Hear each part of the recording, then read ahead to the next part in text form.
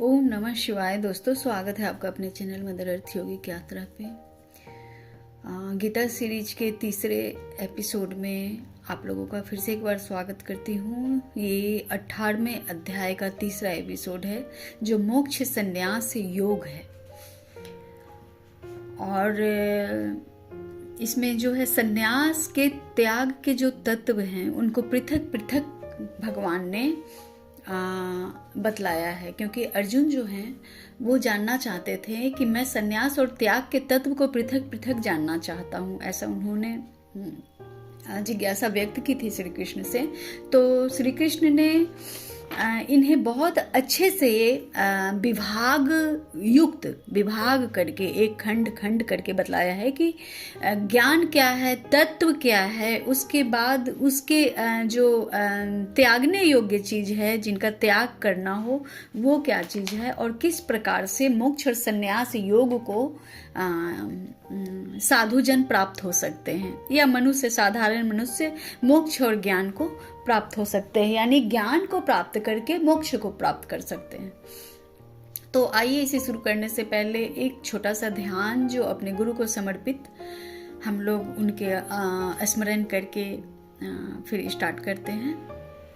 तो लंबी गहरी सांस लें।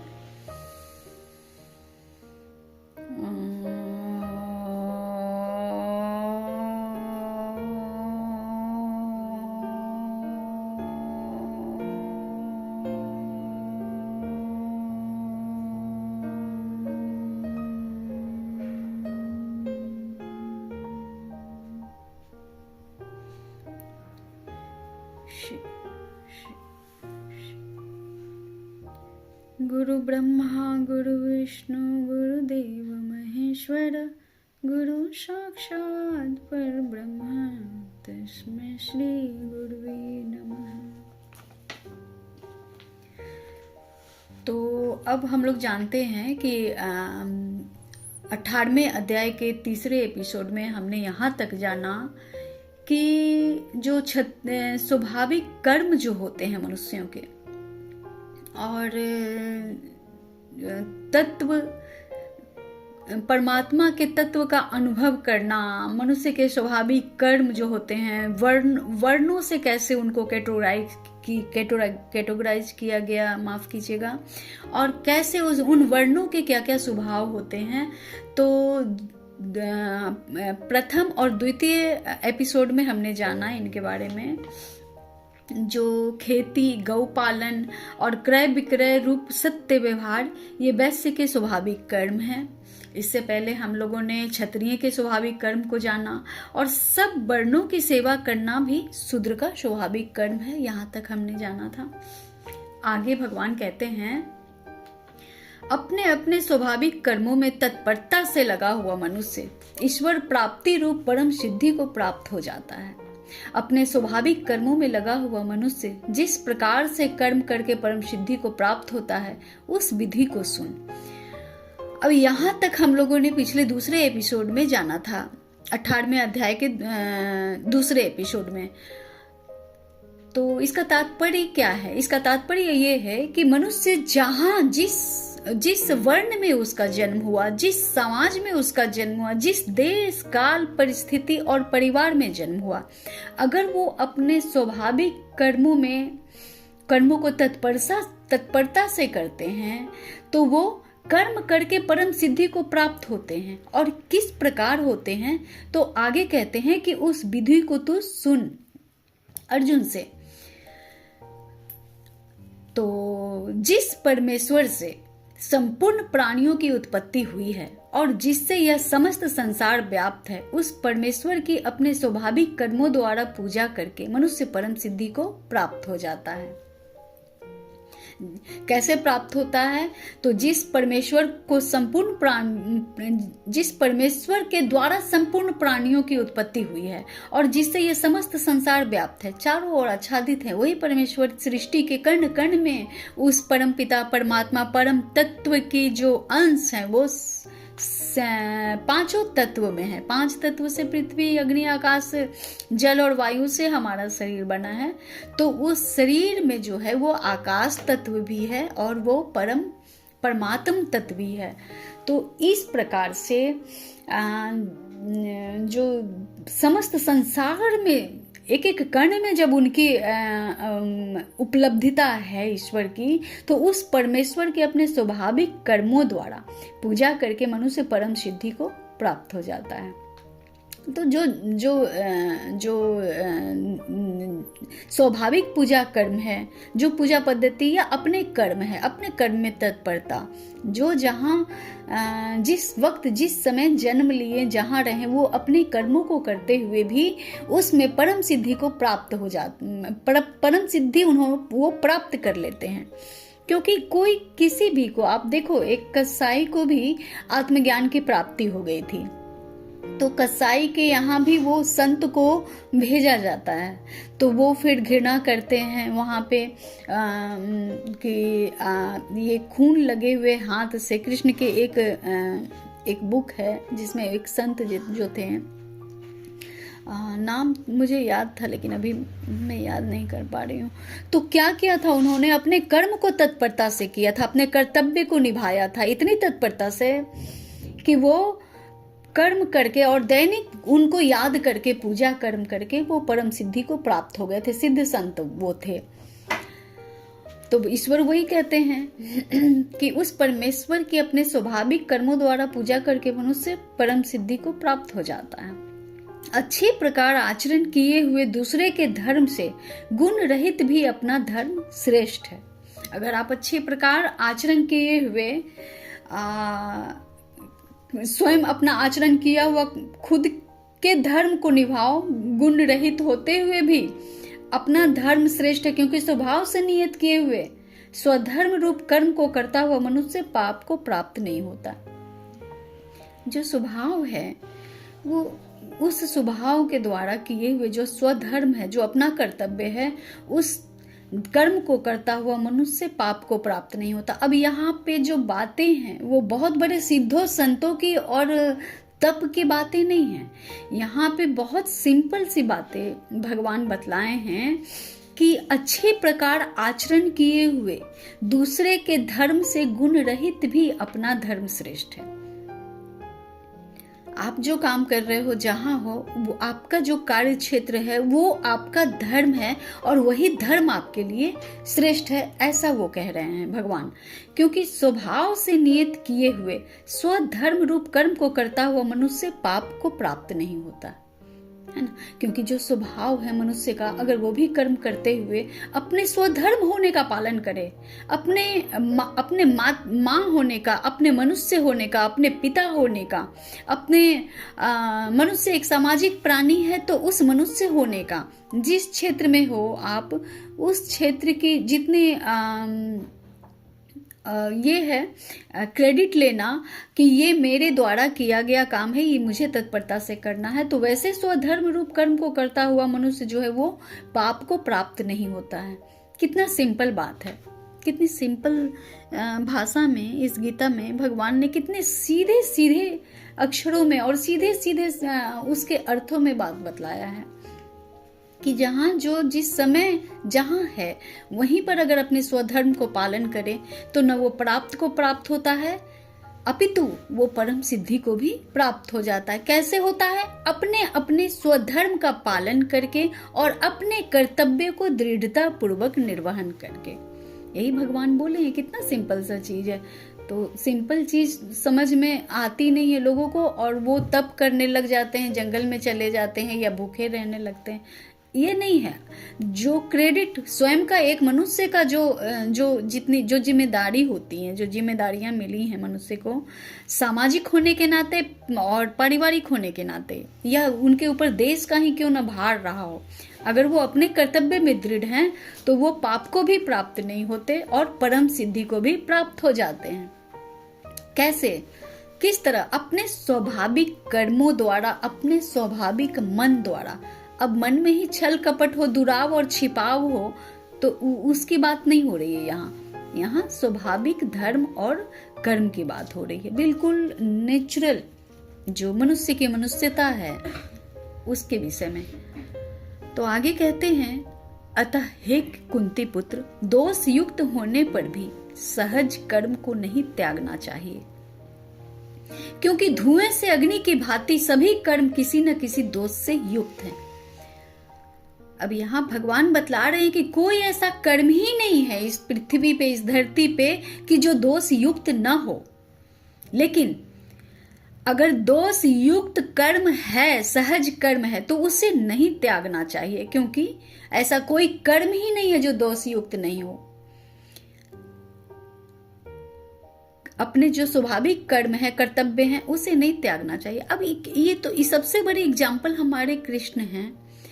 अब कहते हैं कि हत्या करना पाप है, लेकिन उन्होंने हत्या की थी, जरासंध की करवाई, और उनकी की थी हत्या, जो शिशुपाल की हत्या की थी उन्होंने। कितने सारे ऐसे काम किए थे, माखन चोरी की थी उन्होंने, है ना, अपने मामा कंस को मारा था, वध किया था उनका, और कितने आत्ताइयों का वध किया था। तो ऐसा नहीं है कि इस धरती पे कोई भी ऐसा कर्म है जिससे दोष न लगता हो, लेकिन जो सहज कर्म है ना, वो करना चाहिए। जिस समय जो ऑन डिमांड कर्म है, या जो दैनिक दिनचर्या के कर्म है, भोजन करना ही होगा, और उसे करने के लिए आपको उपार्जन भी करना होगा। तो ये सब कर्म जो है वो सहज कर्म को नहीं त्यागना चाहिए, भगवान ऐसा कह रहे हैं, क्योंकि धुएं से अग्नि की भांति सभी कर्म किसी न किसी दोष से युक्त है। धरती पे ऐसी कोई कर्म नहीं है जो दोष जिसमें न हो, क्योंकि त्रिगुणात्मिका शक्ति है ना, यहाँ पे माया चलाती है संसार को, तो वहां तो दोष लगना ही है। लेकिन अपने कर्तव्य कर्म को उस दोष के डर की वजह से नहीं त्यागना चाहिए। आगे कहते हैं, सर्वत्र आसक्ति रहित बुद्धि वाला, सब कामनाओं व इच्छाओं से रहित और जीते हुए अंतःकरण वाला पुरुष सांख्य योग के द्वारा उस परम नैष्कर्म सिद्धि को प्राप्त होता है। जो सभी चीजों में आसक्ति रखते हैं, आसक्ति बुद्धि वाले जो हैं, अब ऐसे संत ही होते हैं, या जिन्होंने तत्व ज्ञान को प्राप्त कर लिया, या स्वयं के आत्मा पे विजय पाली हो, जिन्होंने आत्म नियंत्रण कर लिया हो, तो वो जो है सर्वत्र आसक्ति रहित बुद्धि वाला, सब कामनाओं व इच्छाओं से रहित, कोई भी कामना और इच्छा से दूर, सभी चीज में हैं, वो इसी संसार में है और सांसारिक चीज का उपयोग भी कर रहे हैं, लेकिन वो कामनाओं और इच्छाओं से रहित है, और जीते हुए अंतःकरण वाला पुरुष, जो अपने मन पे जिन्होंने, अपने इंद्रियों पे जिन्होंने विजय प्राप्त कर ली हो, बिना किसी लस्ट के, बिना किसी आउटकम के, सिर्फ और सिर्फ जिन्होंने जो देना चाहते हैं, है ना, क्रिएट करना जानते हैं, जो ब्रह्मा के तरह, विष्णु की तरह जो पालन करना जानते हैं, और शिव के तरह जो जिसका टाइम अगर पूरा हो गया हो तो उस काम को खत्म भी करना जानते हैं। तो वैसे जो इच्छाओं से रहित और जीते हुए अंतःकरण वाले जो पुरुष हैं, वो सांख्य योग के द्वारा उस परम नैष्कर्म सिद्धि को प्राप्त होते हैं। जैसे श्री कृष्ण भगवान हमारे, जैसे 5 पांडव थे, सभी कर्म भगवान ने उनसे भी करवाया था, 5 पांडव से, लेकिन वो क्या परम सिद्धि को, नैष्कर्म सिद्धि को प्राप्त हो गए। काम करते हुए भी नहीं करते थे, वो देखते हुए भी जो नहीं देखता, जो कान सुनते हुए भी नहीं सुनता, है ना, वैसे लोग जो है वो नैष्कर्म सिद्धि के सांख्य योग के अंतर्गत, है ना, ज्ञान योग, सांख्य योग क्या है, ज्ञान योग है, तो उसके द्वारा उस परम नैष्कर्म सिद्धि को प्राप्त होते हैं, जो कि ज्ञान योग की परा निष्ठा है। उस नैष्कर्म सिद्धि को जिस प्रकार से प्राप्त होकर मनुष्य ब्रह्म को प्राप्त होता है, उस प्रकार को हे कुंती पुत्र तू संक्षेप में ही मुझसे सुन। अब आगे कह रहे हैं कि जो ज्ञान योग की जो परानिष्ठा है, क्या है, नैष्कर्म सिद्धि, वो ज्ञान योग की परानिष्ठा, परम निष्ठावान जो जो गुण होते हैं संतों में, उनके बारे में बतला रहे हैं कि ज्ञान योग की जो परानिष्ठा है, उस नैष्कर्म सिद्धि को जिस प्रकार से प्राप्त होकर मनुष्य ब्रह्म को प्राप्त होता है, जिस प्रकार से निष्काम भाव को, कैसे निष्काम रहते हुए भी हम कैसे कर्म करें, तो उसको जब प्राप्त होते हैं मनुष्य जो ब्रह्म को प्राप्त होते हैं, उस प्रकार को हे कुंती पुत्र तो संक्षेप में ही मुझसे सुन। अब आगे बतला रहे हैं कि किस प्रकार निष्कर्म सिद्धि को, निष्कर्म सिद्धि मनुष्य जो होते हैं, जो ब्रह्म को प्राप्त होते हैं, वो कौन सा कैसा प्रकार है, उसके बारे में विस्तार से बतला रहे हैं। कहते हैं विशुद्ध बुद्धि से युक्त तथा हल्का, सात्विक और नियमित भोजन करने वाला, शब्दादि विषयों का त्याग करके एकांत और शुद्ध देश का सेवन करने वाला। ठीक है, विशुद्ध बुद्धि से जो युक्त होते हैं, जो हल्का, सात्विक और नियमित भोजन करना और शब्दादि विषयों का त्याग करके, मतलब कि जरूरत ही नहीं पड़ती उनको किसी से कुछ समझाने में, किसी को कुछ बोलने में या किसी की बातें सुनने में। अब कोई ऐसा जरूरत जिनकी खत्म हो चुकी है कि शब्द का ही उन्होंने त्याग कर दिया है, त्याग करके एकांत और शुद्ध देश का सेवन करने वाला। अब ये शुद्ध देश जो है वो अंतःकरण की स्थिति है।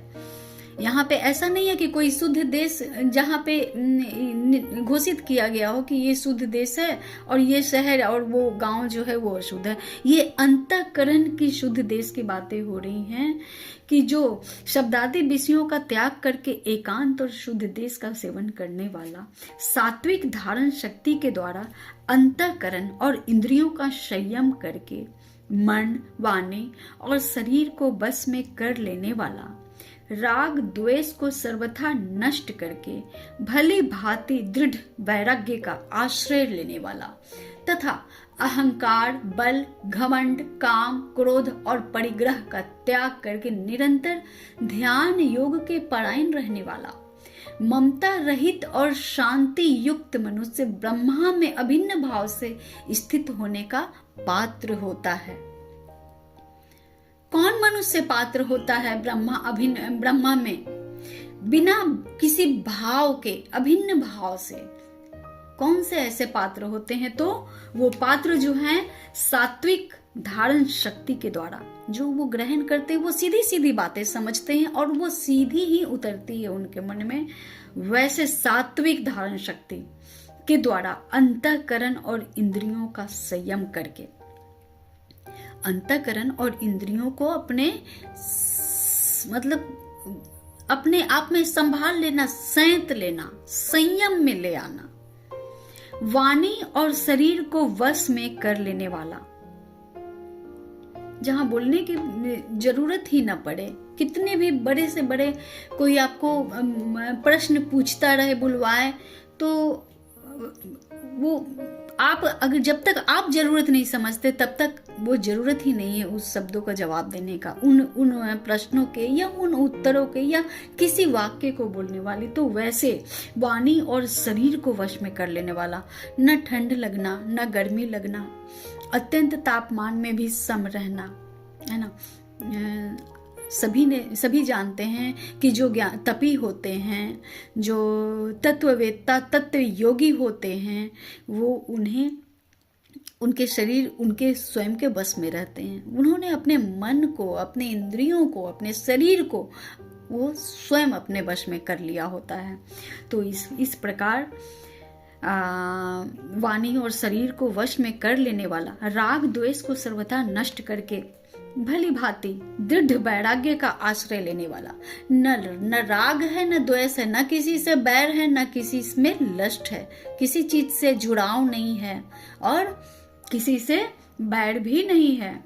इस तरह से दृढ़ वैराग्य का आश्रय लेने वाला तथा अहंकार, बल, घमंड, काम, क्रोध और परिग्रह का त्याग करके निरंतर ध्यान योग के परायण रहने वाला, सभी चीजों का, अहंकार का, बल का, घमंड का, काम का, आसक्ति का, क्रोध का और परिग्रह का परिग्रह मतलब किसी और चीज पे डिपेंड, किसी भी चीज पे डिपेंड, न किसी व्यक्ति पे न किसी वस्तु पे, किसी प्रकार की डिपेंडेंसी जब खत्म हो जाती है तो उस तरह के जैसे संत लोग जो होते हैं वो हिमालय के पहाड़ियों पर जाकर, बर्फ के चट्टानों पर जाकर वो साधना में रत रहते हैं। वो किसी चीज पे भी डिपेंड नहीं है, जो उनका शरीर जिस चीज से पोषित हो, उनके मन को जिससे बल मिल जाए, किसी आदमी से या अपने परिवार से या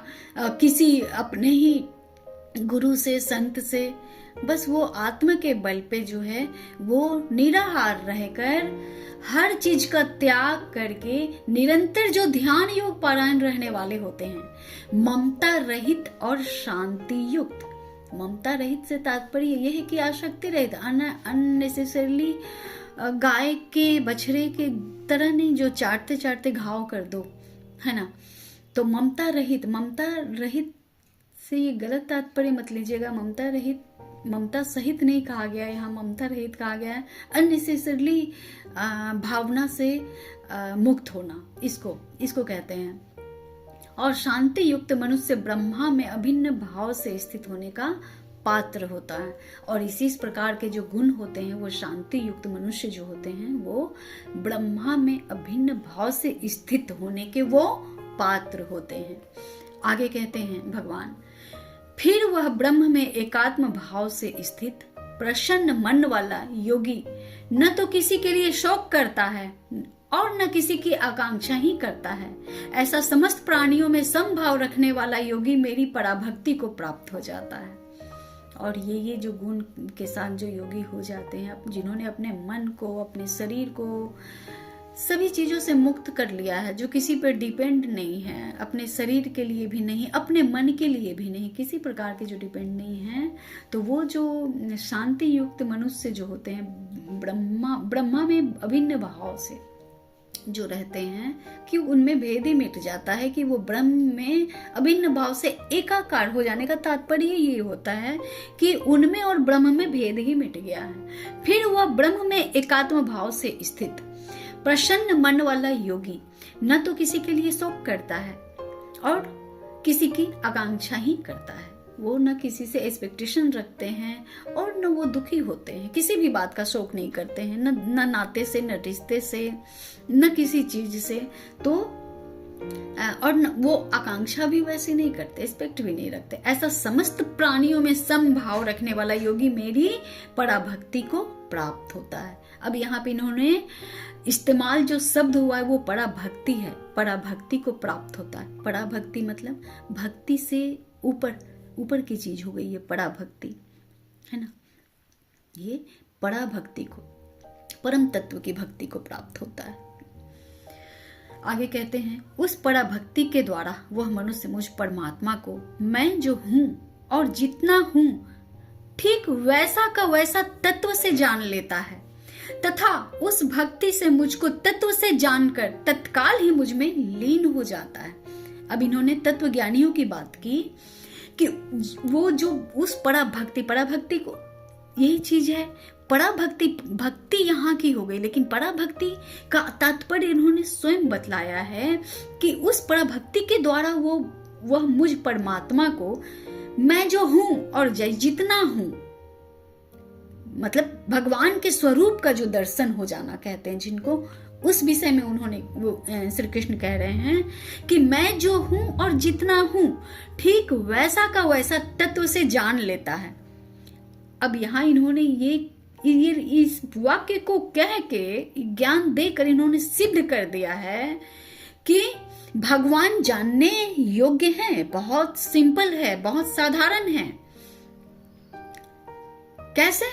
क्योंकि जो ये उन्होंने स्वयं कहा है कि मैं जो हूं और जितना हूं ठीक वैसा का वैसा तत्व से जान लेता है। अर्थात ये चीज है कि भगवान को जानते हैं, लोग जानते हैं, जो तत्ववेत्ता होते हैं ना, जिन्होंने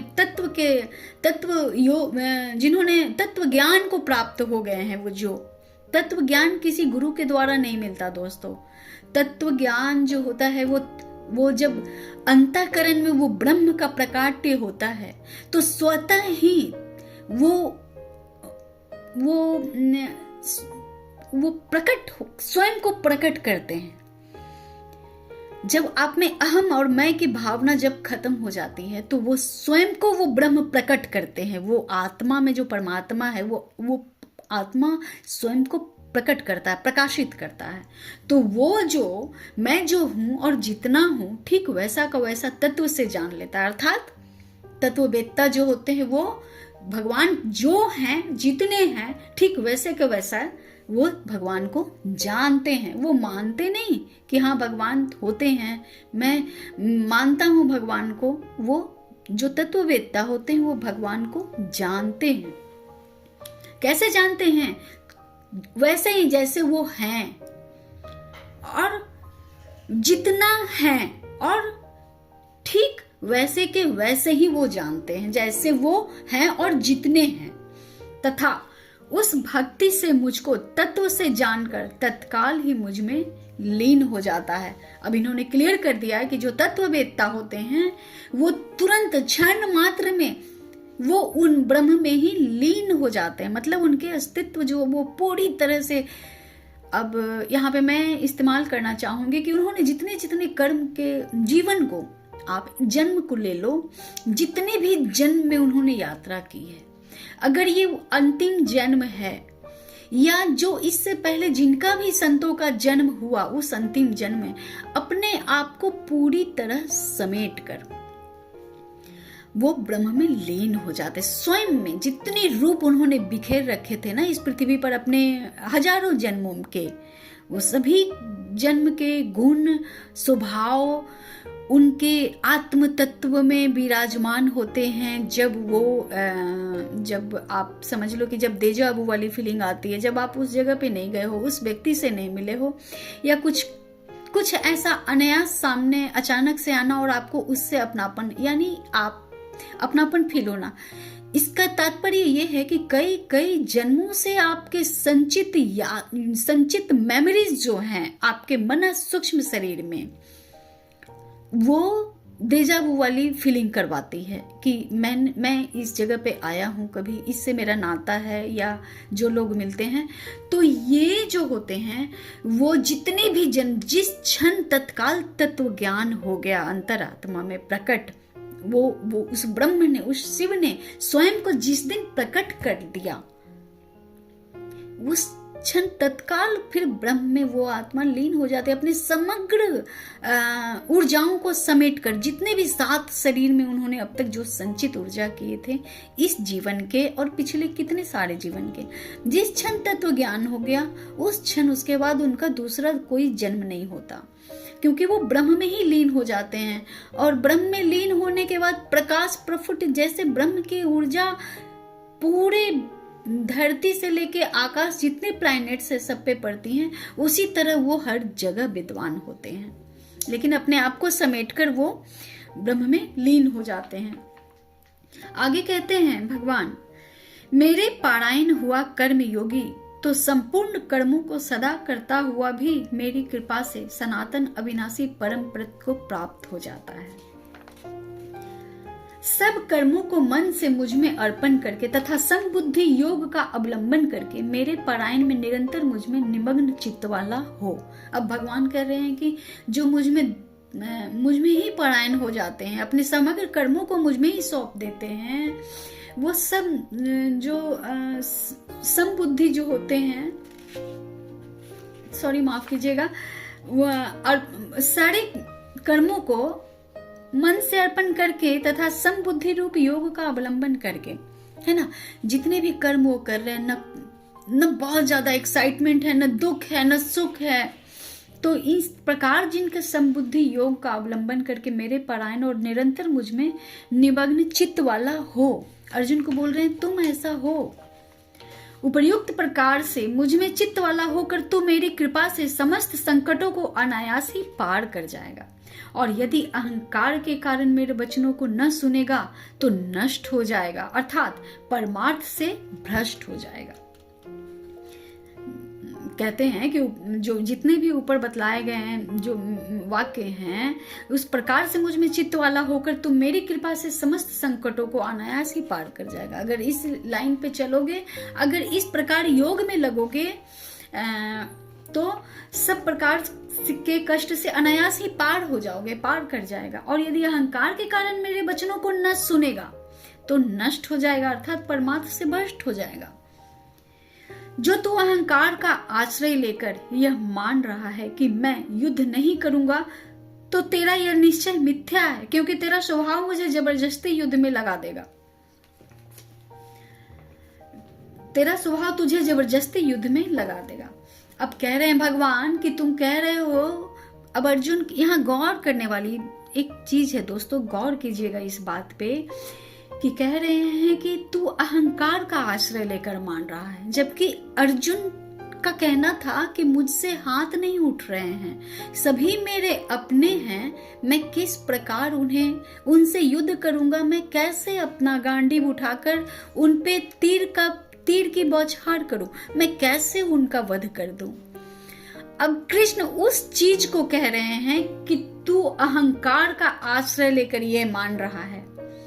अब यहां भगवान ये कह रहे हैं कि तुम अहंकार में हो, लेकिन क्या समझेंगे साधारण जन मनुष्य कि ये अहंकार कैसे है? अहंकार तो नहीं है। अर्जुन क्या कैसे, जब तक ज्ञान न मिला अर्जुन को, कृष्ण बतलाए नहीं कि अहंकार क्या क्या चीज है, तब तक लास्ट तक वो नहीं समझते हैं।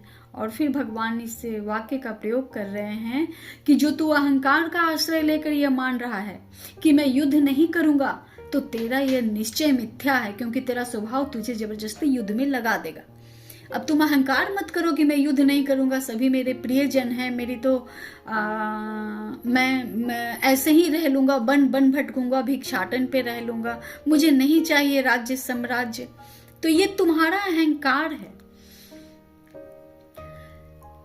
तो ये झूठा है, ये तुम्हारा निश्चय झूठा है, क्योंकि तेरा जो स्वभाव है ना, वो तुझे जबरदस्ती युद्ध में लगा ही देगा, क्योंकि वो तो स्वभाव जानते हैं।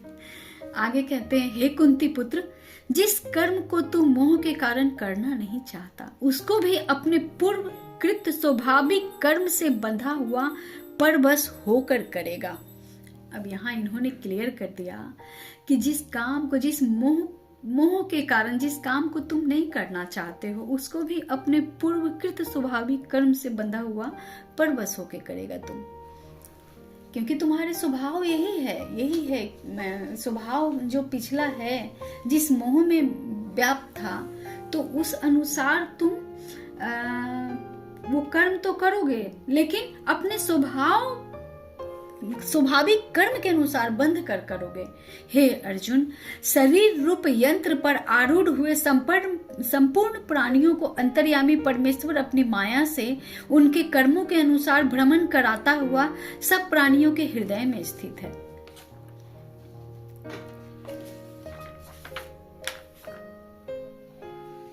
अब ये वीडियो चूंकि बहुत लंबी हो जाएंगी दोस्तों, तो हम लोग यहाँ पे इसे विराम देते हैं, फिर आगे के चौथे एपिसोड में, क्योंकि इसके जो पेजेस हैं और हैं बचे हुए। तो चलिए, बहुत इंटरेस्टिंग है ये 18वां अध्याय है, और मुझे भी खुशी है कि मैं इसे कंप्लीट कर पाई। और इतना तो मैं जान रही हूँ कि जितने भी मेरे प्यारे प्यारे साइलेंट लिसनर हैं, वो कभी कभी आप लोग कमेंट करो, बात करो, ताकि मुझे भी मोटिवेशन मिले कि मैं ऐसे वीडियोज, और इस गीता सीरीज के जब ये अध्याय जब इनका कंप्लीट हो जाएगा, तो और भी चीज़ें हैं जो इस वीडियोस पे आएंगी। तो आप लोगों के जो भी प्रश्न हो, आप कमेंट बॉक्स में डालो, ताकि मुझे भी मोटिवेशन मिले और मुझे अच्छा लगे कि ये मेरी जो मेहनत है वो सार्थक हो रही है, कि प्रश्न पूछे जा रहे हैं, या बात की जा रही है, या अच्छी बोली जा रही है, या बुरी हो तो भी आप कमेंट में लिखो कि आपके बोलने की शैली में अगर सुधार करना हो तो भी आप कमेंट में लिखो। मैं हृदय से स्वागत करूंगी आप सभी के कमेंट का, और मैं आशा करती हूँ कि आप सभी इसे पसंद करेंगे, लाइक करेंगे।